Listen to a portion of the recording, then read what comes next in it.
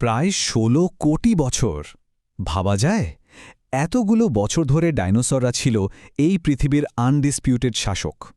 কিন্তু তারপর হঠাৎ করেই যেন তারা বিলুপ্ত হয়ে গেল। কিভাবে এত শক্তিশালী একটা সাম্রাজ্যের পতন হতে পারে? চলুন আজকের এই পর্বে আমরা সেই রহস্যের গভীরে যাই। এটা কিন্তু শুধু কোনো প্রাণীর হারিয়ে যাওয়ার গল্প নয়, এটা আমাদের এই গ্রহের প্রাণের ইতিহাসের সবচেয়ে নাটকীয় আর গুরুত্বপূর্ণ অধ্যায়গুলোর একটা। তো চলুন শুরু করা যাক ডাইনোসরদের সেই অবিশ্বাস্য উত্থানের গল্প দিয়ে। তো প্রশ্ন হল, ডাইনোসররা কিভাবে পৃথিবীর অধিপতি হয়ে উঠল? এর পেছনের আসল কারণটা কিন্তু লুকিয়েছিল তাদের শারীরিক গঠনে, যা ছিল এক কথায় বৈপ্লবিক। এই স্লাইডটার দিকে একটু ভালো করে খেয়াল করুন। দেখুন, কুমির বা গিরগিটির মতো সরীসৃপের পাগুলো শরীরের দুপাশে ছড়ানো থাকে, কিন্তু ডাইনোসরদের পা ছিল একদম সোজা, ঠিক শরীরের নিচে। এই একটা গঠনগত পরিবর্তনই ছিল ওদের সুপার পাওয়ার। এর কারণেই ওরা অনেক দ্রুত দৌড়াতে পারত আর দীর্ঘ পথ পাড়ি দিতে পারত অনায়াসে। আর শরীরের এই বিশেষ গঠনের কারণেই ওরা প্রায় ১৬ কোটি বছর ধরে পৃথিবীতে এক ছত্র আধিপত্য কায়েম করতে পেরেছিল। সময়টা একবার কল্পনা করে দেখুন, মানুষ তো পৃথিবীতে এসেছে মাত্র কয়েক লক্ষ বছর হল। এই টাইমলাইনটা দেখলে ওদের রাজত্বের বিশালতা আরও পরিষ্কার বোঝা যায়।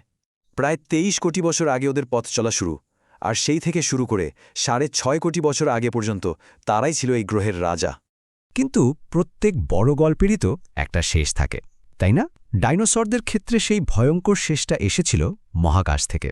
ভাবুন একবার, মাউন্ট এভারেস্টের চেয়েও বড়, প্রায় ১৫ কিলোমিটার চওড়া এক বিশাল গ্রহাণু বা অ্যাস্টেরয়েড প্রচণ্ড গতিতে ছুটে আসছে পৃথিবীর দিকে। ডায়নোসর সাম্রাজ্যের ধ্বংস নিশ্চিত করতে যেন এটাই ছিল সেই মহাজাগতিক দূত। আর এই ঘটনাটা ঘটেছিল আজ থেকে ঠিক ৬.৫ কোটি বছর আগে। ভূতাত্ত্বিক ক্যালেন্ডারে দিনটা ছিল ক্রিটেশিয়াস যুগের একেবারে শেষ মুহূর্ত। যখন গ্রহাণুটি আজকের মেক্সিকোর ইউকাটান উপদ্বীপে আছড়ে পড়ে, তখন যে শক্তি নির্গত হয়েছিল তা ছিল কোটি কোটি পারমাণবিক বোমা একসাথে ফাটলে যা হয় তার সমান। এক কথায় অভাবনীয়। এই প্রচণ্ড আঘাতের পর শুধু ডাইনোসরদের সাম্রাজ্যই নয়, বলতে গেলে পুরো পৃথিবীর ইকোসিস্টেমটাই ভেঙে পড়েছিল। গ্রহটা যেন ডুবে গিয়েছিল এক দীর্ঘ শীতল অন্ধকারে।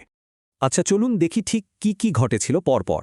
প্রথমে সংঘর্ষের ফলে আকাশে যে ধুলো আর ছাইয়ের মেঘ তৈরি হয় তা সূর্যকে পুরোপুরি ঢেকে ফেলে। একে বলা হয় ইম্প্যাক্ট উইন্টার। সূর্যের আলো না থাকায় সব গাছপালা মারা যায়, ফলে তৃণভোজী ডাইনোসররা না খেতে পেয়ে মারা যেতে শুরু করে, আর তাদের ওপর নির্ভরশীল মাংসাশী ডাইনোসররাও খাবারের অভাবে বিলুপ্ত হয়ে যায়। মানে পুরো ফুড চেনটাই ভেঙে পড়েছিল। আর শুধু গ্রহাণুর আঘাতই নয়, সেই সময়ে পৃথিবীতে আরও একটা বড় বিপর্যয় চলছিল। বিশেষ করে আজকের ভারতে তখন চলছিল ভয়াবহ অগ্নিপাত।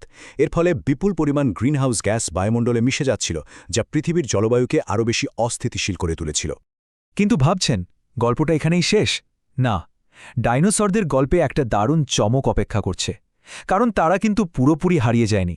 আসলে ছোট আর পালকযুক্ত একদল ডাইনোসর কোনোভাবে সেই মহাধ্বংস থেকে বেঁচে গিয়েছিল, আর সেই ভাগ্যবানরাই লক্ষ লক্ষ বছর ধরে বিবর্তনের পর আজকের পাখিতে পরিণত হয়েছে। হ্যাঁ, ঠিকই শুনছেন, আমাদের চারপাশে যে রং বেরঙের পাখি দেখা যায় তারা আসলে ডাইনোসরদেরই আধুনিক বংশধর। আর এই মহাবিলুপ্তির সবচেয়ে বড় ফলাফল কী ছিল জানেন? ডাইনোসরদের অনুপস্থিতিতে ইঁদুরের মতো ছোট ছোট স্তন্যপায়ী প্রাণীরা বিকাশের এক বিশাল সুযোগ পেয়েছিল। তাদের জন্যই পৃথিবীটা খালি হয়ে গিয়েছিল, আর সেই পথ ধরেই কিন্তু একসময় মানুষের আগমন সম্ভব হয়েছে। তাহলে শেষ প্রশ্নটা কিন্তু এটাই, যদি সেদিন সেই গ্রহাণুটি কয়েক সেকেন্ড এদিক ওদিক হয়ে পৃথিবীকে আঘাত না করত, তাহলে কি আজ আমরা এখানে থাকতাম? এই গ্রহের ইতিহাস হয়তো সম্পূর্ণ অন্যরকম হতো। ভাবতে অবাক লাগে, তাই না?